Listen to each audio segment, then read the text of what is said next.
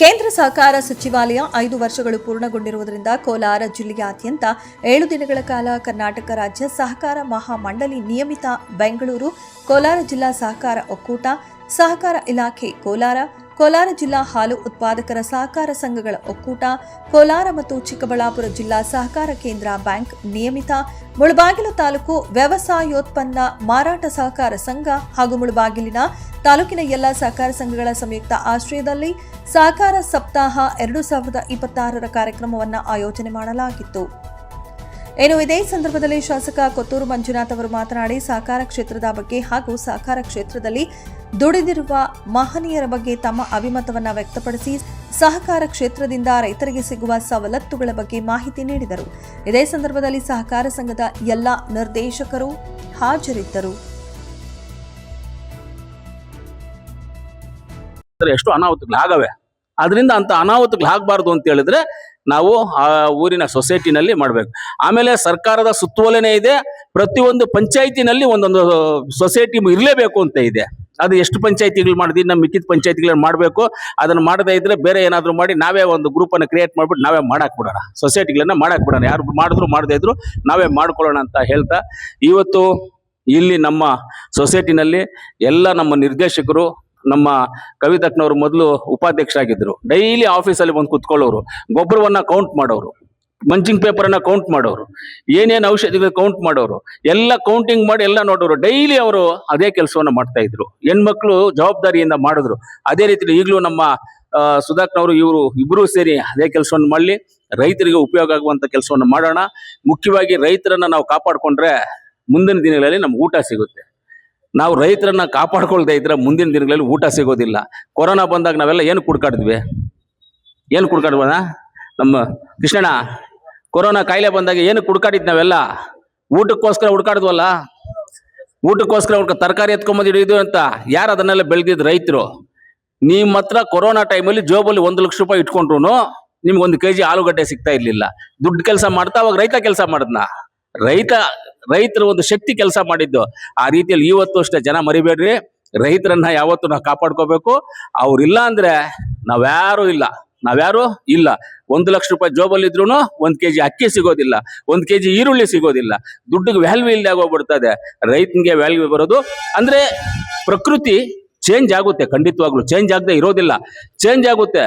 ರೈತರ ಕಾಲಿಡಿಯುವಂತ ಸಂದರ್ಭ ಎಲ್ಲ ಸರ್ಕಾರಗಳಿಗೂ ಬಂದೇ ಬರುತ್ತೆ. ರೈತರು ಕಾಲು ಹಿಡಿತಾರೆ. ಇವಾಗ ಬೆಳೆಯೋರು ಕಮ್ಮಿ ಆಗ್ತಾ ಇದ್ದಾರೆ, ಇವತ್ತು ಊಟ ಕಮ್ಮಿ ಆಗ್ತಾ ಇದೆ, ಜನಗಳಿಗೆ ಬೆಳೆದು ಮಾರುವಂಥದ್ದು ಕಮ್ಮಿ ಆಗ್ತಾ ಇದೆ. ಈ ಅಕ್ಕಿ, ರಾಗಿ, ಭತ್ತ ಏನೇನಿದೆ ಎಲ್ಲ ಕಮ್ಮಿ ಆಗ್ತಾ ಇದೆ. ಈಗ ಅದನ್ನೆಲ್ಲ ಉಳಿಸ್ಕೋಬೇಕು ಅಂದ್ರೆ ರೈತರನ್ನ ಮುಂದಿನ ದಿನಗಳಲ್ಲಿ, ಇವತ್ತು ನೆಗ್ಲಿಜೆನ್ಸ್ ಇರ್ಬೋದು ಎಲ್ರಿಗೂ, ಆದ್ರೆ ಮುಂದಿನ ದಿನಗಳಲ್ಲಿ ರೈತರ ಕಾಲು ಹಿಡಿದು ಎಲ್ಲ ಫ್ರೀಯಾಗಿ ಕೊಟ್ಟು ನೀನ್ ಬೆಳೆದು ಕೊಡಪ್ಪ, ನಾವೇ ತಗೊಳ್ತೀವಿ ಅಂತ ಹೇಳ್ತೇವೆ. ಅಂದ್ರೆ ರೈತರ ದುರದೃಷ್ಟ ಏನು ಅಂತ ಹೇಳಿದ್ರೆ, ಇವತ್ತು ಒಂದು ಬಾಟ್ಲ್ ನೀರು, ಇದ್ಯಾವುದೋ ಕಂಪ್ನಿ, ಇದ್ಯಾವುದೋ ಬೆಲ್ಲರಿ, ಈ ಕಂಪನಿಯವರು ಒಂದು ಬಾಟ್ಲ್ ನೀರು ಮಾಡಿದ್ದಾರೆ. ಇವರೊಂದು ರೇಟ್ ಫಿಕ್ಸ್ ಮಾಡಿದ್ದಾರೆ. ಈ ರೇಟು ಫಿಕ್ಸ್ ಮಾಡಿದ್ದಾರೆ 10 ರೂಪಾಯಿ ಅಂದ್ರೆ 10 ರೂಪಾಯಿ ಕೊಟ್ಟು ತಗೊಳ್ತೀರಾ ಇಲ್ವಾ? ನೀವು ಎಲ್ಲ ತಗೊಳ್ತೀವಲ್ಲ 10 ರೂಪಾಯಿಗೆ. ಅದೇ ಎಲ್ಲ ಆ ಫೋನ್ ಒಂದು ರೇಟ್ ಮಾಡಿದ್ದಾರೆ, ಈ ಸ್ಟ್ಯಾಂಡ್ಗೆ ಒಂದು ರೇಟ್ ಇರುತ್ತೆ, ಉಂಗುರಾಗ 1 ಗ್ರಾಮ್ಗೆ ಇಷ್ಟು ಅಂತ ಇರುತ್ತೆ. ಎಲ್ಲದಕ್ಕೂ ಒಂದೊಂದು ರೇಟ್ ಇದೆ. ಎಲ್ಲದಕ್ಕೂ ಅವ್ರವ್ರು ಆ ಕಂಪ್ನಿಯವರು ಪೆಪ್ಸಿ ಅವ್ನು ಫಿಕ್ಸ್ ಮಾಡ್ತಾನೆ, ನೀರವ್ನು ಫಿಕ್ಸ್ ಮಾಡ್ತಾನೆ, ಕೋಕೋ ಅಂತ ಫಿಕ್ಸ್ ಮಾಡ್ತಾರೆ. ಆಚೆ ಹೋದ ನೀವು ಅಂಗಡಿನಲ್ಲಿ ಚಾಕ್ಲೇಟ್ ತಗೊಂಡ್ರೆ ಆ ಚಾಕ್ಲೇಟ್ಗೆ ರೇಟ್ 50 ಪೈಸೆನೋ 1 ರೂಪಾಯಿ ಇದ್ದೇ ಇರುತ್ತೆ. ಯಾಕೆ ರೈತರು ಬೆಳೆದಿದ್ದು ಬೆಳೆಗೆ ರೈತ ಯಾಕೆ ರೇಟ್ ಫಿಕ್ಸ್ ಮಾಡ್ಕೊಳಕ್ ಆಗ್ತಾ ಇಲ್ಲ? ಫಿಕ್ಸ್ ಮಾಡ್ಕೋಬೇಕು ರೈತರದು. ಈ ರೇಟ್ ಎಷ್ಟಾಗುತ್ತೆ ಖರ್ಚು, ಅದ್ರ ಮೇಲೆ ಅದು ಫಿಕ್ಸ್ ಮಾಡ್ಕೋಬೇಕಂದ್ರೆ ಸರ್ಕಾರ ಮುಂದೆ ಹೆಜ್ಜೆ ಇಟ್ಟು ಅದಕ್ಕೊಂದು ಸಿಸ್ಟಮ್ ಅನ್ನ ಮಾಡಿ ಆ ಸಿಸ್ಟಮ್ ಪ್ರಕಾರವಾಗಿ ಮಾಡಬೇಕಾಗ್ತದೆ. ಅದರಿಂದ ಮುಂದಿನ ದಿನಗಳಲ್ಲಿ ಇದ್ರಲ್ಲಿ ಆಗ್ಬೇಕು ಅಂತ ಹೇಳ್ತಾ, ಆಮೇಲೆ DCC ಬ್ಯಾಂಕ್ ವಿಚಾರ ಬಂತು. DCC ಬ್ಯಾಂಕು ಇವಾಗ ರಗನ್ ಅವರು ಡೈರೆಕ್ಟರ್ ಇದ್ದಾರೆ, ನಾನು DCC ಬ್ಯಾಂಕ್ ಅಲ್ಲಿ ಡೈರೆಕ್ಟರ್ ಇದ್ದೀನಿ. ಇವಾಗ ಅಧ್ಯಕ್ಷ ಆಗ್ಬೇಕು. ಅದಕ್ಕೆ ಕೋರ್ಟ್ ಅಲ್ಲಿ ವಿಚಾರ ಇರೋದ್ರಿಂದ ಯಾರು ಇನ್ನ ಅಧ್ಯಕ್ಷ ಆಗಕ್ಕೆ ಆಗ್ತಾ ಇಲ್ಲ. ಬೇರೆ ಯಾರ್ದೋ 2 ಡೈರೆಕ್ಟರ್ ಚಿಕ್ಕಬಳ್ಳಾಪುರ ಜಿಲ್ಲೆಯವ್ರದ್ದು 1 ಡೈರೆಕ್ಟರ್ದು ಕೋರ್ಟ್ ಅಲ್ಲಿ ಇದೆ. ಅದರಿಂದ ಅದು ಅಧ್ಯಕ್ಷ ಆಗಕ್ಕೆ ಆಗ್ತಾ ಇಲ್ಲ. ಅದನ್ನು ಈಗ ನಾವು DC ಅವ್ರ ಹತ್ರ ಮಾತಾಡಿ ಅದನ್ನು ಚುನಾವಣೆ ಮಾಡಿ ಅಧ್ಯಕ್ಷರು ಕುಂಡ್ರಿಸಿ ಆ DCC ಬ್ಯಾಂಕ್ ಅನ್ನ ಏನಾದ್ರೂ ಒಂದು ಕಾಪಾಡ್ಕೊಳ್ಳಿ. ಯಾಕಂದ್ರೆ ಮೈಕ್ರೋ ಫೈನಾನ್ಸರ್ ಮೊನ್ನೆ ನಮ್ಮ ಮನೆ ಹತ್ರ ನಮ್ಮ ಟೌನ್ ಅವರು ಒಬ್ರು ಬಂದಿದ್ರು, ಎಲ್ಲೋ ಫೈನಾನ್ಸ್ ಅಲ್ಲಿ ತಗೊಂಡ್ಬಿಟ್ಟಿದ್ದಾರೆ, 20 ಲಕ್ಷ ತಗೊಂಡ್ಬಿಟ್ಟಿದ್ದಾರೆ, ಕಟ್ಕೊಂಡು ಬಂದಿದ್ದಾರೆ. 20 ಲಕ್ಷಕ್ಕೆ ಇನ್ನೊಂದು 20 ಲಕ್ಷ ಎಕ್ಸ್ಟ್ರಾ ಇದೆಯಂತೆ, 40 ಲಕ್ಷ ಇದೆ ಅಂತೆ. ಇವಾಗ ನೋಟಿಸ್ ಕೊಟ್ಟವ್ರಂತೆ, ದುಡ್ಡು ಕೊಟ್ಟಿಲ್ಲ, ಇಲ್ಲಾಂದ್ರೆ ಮನೆ ಜಪ್ತಿ ಮಾಡ್ತೀವಿ ಅಂತ ದುಡ್ಡು ಕೊಟ್ಟಿದೆ. ಏನ್ ಮಾಡೋದು ಅವ್ರು ಬಡವರು? ಸೂಸೈಡ್ ಮಾಡ್ಕೊಂಡು ಸಾಯ್ಬೇಕಷ್ಟೇ. ಇವತ್ತು ಮೈಕ್ರೋ ಫೈನಾನ್ಸ್ ಕಂಪ್ನಿಗಳು, ಪ್ರೈವೇಟ್ ಫೈನಾನ್ಸ್ ಕಂಪ್ನಿಗಳು ತುಂಬಾ ಅನ್ಯಾಯ ಮಾಡ್ತಾ ಇದೆ. ಅದನ್ನೆಲ್ಲ ಸ್ವಲ್ಪ ಎಚ್ಚರಿಕೆಯಿಂದ ನಮ್ಮ ರೈತರು ನೋಡ್ಕೋಬೇಕಾಗ್ತದೆ. DCC ಬ್ಯಾಂಕ್ ಯಾವತ್ತೂ ಸ್ವಲ್ಪ ತೊಂದರೆ ಆಯಿತು, ಆವತ್ತಿಂದ ಬೇರೆ ಫೈನಾನ್ಸ್ಗಳಿಗೆ ತುಂಬ ಹೋದಂಗಾಯಿತು ಜನಗಳು. ಅದೊಂದಾಗಿದೆ. ಇನ್ನು ಮುಂದಿನ ದಿನಗಳಲ್ಲಿ ನಾವು ಸೊಸೈಟಿನಲ್ಲಿ ನಾವು ಬ್ಯಾಂಕ್ ಇದೆ, ಸೊಸೈಟಿನಲ್ಲಿ ಬ್ಯಾಂಕ್ ಮಾಡ್ಕೊಂಡಿದ್ದೀವಿ. ಈ ಬ್ಯಾಂಕಲ್ಲೂ ನೀವು ರೈತರೆಲ್ಲ ದುಡ್ಡು ಡಿಪಾಸಿಟ್ ಮಾಡಿ ದುಡ್ಡು ಹಾಕೊಳ್ಳಿ. ಇಲ್ಲಿ ಲೋನು ಕೊಡುವಂಥ ಪ್ರಾವಿಜನ್ ಮಾಡ್ಕೊಂಡಿದ್ದೀವಿ. ಇವಾಗ ಹೋದ ಸಭೆಯಲ್ಲಿ ಲೋನ್ ಕೊಡುವಂಥ ಪ್ರಾವಿಜನ್ ಮಾಡ್ಕೊಂಡಿದ್ದೀವಿ. ಕಮ್ಮಿ ಲೋನು, ಜಾಸ್ತಿ ಕೊಡೋಕ್ಕಾಗೋದಿಲ್ಲ, ಕಮ್ಮಿಯಾಗಿ ಲೋನ್ ಕೊಡುವಂಥದ್ದನ್ನು ಪ್ರಾವಿಜನ್ ಮಾಡ್ಕೊಂಡಿದ್ದೀವಿ. 50,000, 1 ಲಕ್ಷ, 2 ಲಕ್ಷವರೆಗೂ ಕೊಡಬೇಕು ಅಂತ ಮಾಡ್ಕೊಂಡಿದ್ದೀವಿ ಲೋನು. ನಮ್ಮ ಬ್ಯಾಂಕಲ್ಲಿನೂ ಅಕೌಂಟ್ ತಗೊಳ್ಳಿ, ರೈತರ ಅಕೌಂಟ್ ತೆಗೆದ್ರೆ ದುಡ್ಡು ನೀವು ಅದರಲ್ಲಿ ಇಟ್ಕೊಂಡ್ರೆ ಅದೇ ದುಡ್ಡನ್ನ ನೀವು ಗೊಬ್ಬರ ತಗೊಂಡಾಗ ಅಲ್ಲಿ ಟ್ರಾನ್ಸ್ಫರ್ ಮಾಡ್ಕೊಳ್ತೀವಿ, ಗೊಬ್ಬರ ಕೊಟ್ಟು ಕಳಿಸ್ತೀವಿ. ಇಲ್ಲ ನೀವು ಬರೋದೇ ಬೇಡ, ಇನ್ನು ನನ್ನ ಅಕೌಂಟಲ್ಲಿ ದುಡ್ಡಿದೆ, ನೀವು ಫೋನ್ ಮುಖಾಂತರ ಹೇಳಿದ್ರೆ ಅದನ್ನ ಟ್ರಾನ್ಸ್ಫರ್ ಮಾಡ್ಕೊಳ್ತೀವಿ, ಆಟೋದಲ್ಲಿ ಹಾಕಿ ನಿಮ್ಮ ಊರಿಗೆ ಗೊಬ್ಬರನ ಕಳ್ಸಿಕೊಟ್ಬಿಡ್ತೀವಿ, ಬಿಲ್ ಸಮೇತ ಊರಿಗೆ ಬಂದ್ಬಿಡ್ತದೆ. ಈ ಫೆಸಿಲಿಟೀಸ್ ಎಲ್ಲ ಮಾಡಿದೀವಿ. ಇದಕ್ಕಿಂತ ಬೇರೆ ಮಾಡಕ್ ಆಗೋದಿಲ್ಲ. ಮುಂದಿನ ದಿನಗಳು ಇನ್ನ ಮಾಡಬೇಕು. ಕಟ್ಟಡ ಕಟ್ಟೋದಿದೆ, ಅಲ್ಲಿ ಕಟ್ಟಡ ಕಟ್ಟಕ್ಕೆ ಇನ್ನು 15 ದಿವಸ, 1 ತಿಂಗಳು ಒಳಗಡೆ ಅದನ್ನ ಪೂಜೆ ಮಾಡಿ ಕಟ್ಟಡ ಕಟ್ತೀವಿ, ಸ್ಟಾರ್ಟ್ ಮಾಡ್ತೀವಿ. ಅದಾದ್ಮೇಲೆ ಇದನ್ನ ಡೊಮಾಲೇಷನ್ ಮಾಡಿ ಇಲ್ಲಿ ಒಳ್ಳೆ ಕಟ್ಟಡವನ್ನ ಕಟ್ಟಿ ರೈತರಿಗೆ ಒಳ್ಳೆ ಫೆಸಿಲಿಟೀಸ್ ಕೊಡಬೇಕು ಅಂತ ನಮ್ಮ ಉದ್ದೇಶ ಇದೆ. ಖಂಡಿತವಾಗ್ಲೂ ಆ ಉದ್ದೇಶಗಳೆಲ್ಲ ಪೂರೈಸ್ತೀವಿ ಅಂತ ಹೇಳ್ತಾ, ಇವತ್ತು ಸಹಕಾರ ಸಪ್ತಾಹ ಏನ್ ಇವತ್ತು ನಮ್ಮ ಕೇಂದ್ರ ಸರ್ಕಾರದಿಂದ ಹೇಳಿದ್ರು, ಇದನ್ನೆಲ್ಲ ತಾಲೂಕು ವೈಸ್ ಮಾಡಬೇಕು. ಇವತ್ತು ಲಾಸ್ಟ್ ದಿವಸ ಇದೆ, ನಾವೆಲ್ಲವನ್ನು ಮಾಡಿದ್ದೀವಿ. ಇವತ್ತು ಇದರಿಂದ ಕೋಆಪರೇಟಿವ್ ಡಿಪಾರ್ಟ್ಮೆಂಟ್ ಅಂತ ಹೇಳಿದ್ರೆ ನಮ್ಮ ಮಿಲ್ಕ್ ಯೂನಿಯನ್ ಆಗ್ಬೋದು, ಆಮೇಲೆ ವಿಲೇಜ್ಗಳಲ್ಲಿ ಇರ್ತಕ್ಕಂಥ VSNN ಸೊಸೈಟೀಸ್ ಆಗ್ಬೋದು, ಆಮೇಲೆ agriculture department, TAPMS, APMC, PLD bank, union, ಸಹಕಾರಿ ಬ್ಯಾಂಕು ಅಂದ್ರೆ DCC ಬ್ಯಾಂಕು, ಈ ತರ ಎಲ್ಲವನ್ನು ರೈತರು ಒಳ್ಳೇದಾಗಿ ಉಪಯೋಗಿಸ್ಕೊಳ್ಳಿ, ನಾವೆಲ್ಲ ನಿಮ್ ಜೊತೆಗಿದ್ದೀವಿ ಅಂತ ಹೇಳ್ತಾ, ಇವತ್ತು ನನ್ನನ್ನು 5 ವರ್ಷ ನಾನು ಅಧ್ಯಕ್ಷನಾಗಿದ್ದು, ಇಲ್ಲಿ ತಿರ್ಗಾ ಕಂಟಿನ್ಯೂ ಅಧ್ಯಕ್ಷರಾಗಿ ಎಲ್ಲರೂ ನನ್ನನ್ನು ಮಾಡಿ ಖಂಡಿತವಾಗ್ಲೂ ಸೇವೆ ಮಾಡೋದಕ್ಕೆ ನಾವು ಸಿದ್ಧವಾಗಿದ್ದೀವಿ. ಮುಂದಿನ ದಿನಗಳಲ್ಲಿ ರೈತನ ಕಾಪಾಡ್ಕೊಳ್ಳುವಂತ ಕೆಲಸ ಮಾಡೇ ಮಾಡ್ತೀವಿ ಅಂತ ತಮ್ಮೆಲ್ಲರಿಗೂ ನಾನು ಹೇಳ್ತಾ ನನ್ನ ಮಾತನ್ನ ಮುಗಿಸ್ತೀನಿ. ಜೈ ಕರ್ನಾಟಕ, ಜೈ ಸಹಕಾರ ಸಪ್ತಾಹ.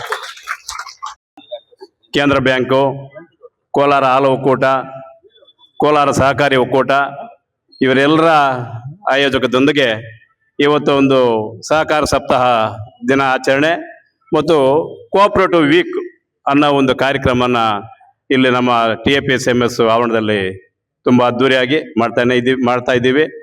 ಈ ಒಂದು ಕಾರ್ಯಕ್ರಮದ ಅಧ್ಯಕ್ಷತೆಯನ್ನು ವಹಿಸಿರ್ತಕ್ಕಂಥ ನಮ್ಮ ಕೋಲಾರ ಶಾಸಕರು, TAPSMS ಅಧ್ಯಕ್ಷ ಅಂತ ಕೊತ್ತೂರು ಮಂಜುನಾಥ್ ಅವರೇ, ಉಪಾಧ್ಯಕ್ಷ ಅಂತ ಸುಧಾ ಅವರೇ, ಕೋಲಾರ ಸಹಕಾರಿ ಒಕ್ಕೂಟದ ನಿರ್ದೇಶಕರಾದಂಥ ರಘುಪತಿ ರೆಡ್ಡಿ ಅವರು, ಇನ್ನೊಬ್ಬ ನಿರ್ದೇಶಕರಾದಂಥ ಲಕ್ಷ್ಮೀನಾರಾಯಣ ಅವರೇ, ಮತ್ತು ಕಾರ್ಯದರ್ಶಿಯವರಾದ ಭಾರತಿ ಅವರು, ಮತ್ತು ಅನೇಕ ನಮ್ಮ ಕಾರ್ಯಕಾರಿ ಮಂಡಳಿ, ನಮ್ಮ ಆಡಳಿತ ಮಂಡಳಿ, TAPSMS ಆಡಳಿತ ಮಂಡಳಿ, ಮತ್ತು ನಮ್ಮ ಕಾರ್ಯಕಾರಿ ವರ್ಗ, ಅನೇಕ ಸಹಕಾರಿ ಮಿತ್ರರು ಮತ್ತು ಮಾಧ್ಯಮ ಮಿತ್ರರು, ಎಲ್ಲ ರೈತರು ಎಲ್ರಿಗೂ ನಮಸ್ಕರಿಸ್ತಾ, ಈ ಒಂದು ಕಾರ್ಯಕ್ರಮ ಕೇಂದ್ರ ಸರ್ಕಾರದಲ್ಲಿ ಕೃಷಿ ಇಲಾಖೆ ಮತ್ತು ಸಹಕಾರ ಇಲಾಖೆ ಎರಡೂ ಜಂಟಿಯಾಗಿ ಸುಮಾರು ಒಂದು 60-65 ವರ್ಷಗಳಿಂದ ಕೆಲಸ ಮಾಡ್ತಾ ಬಂದಿತ್ತು.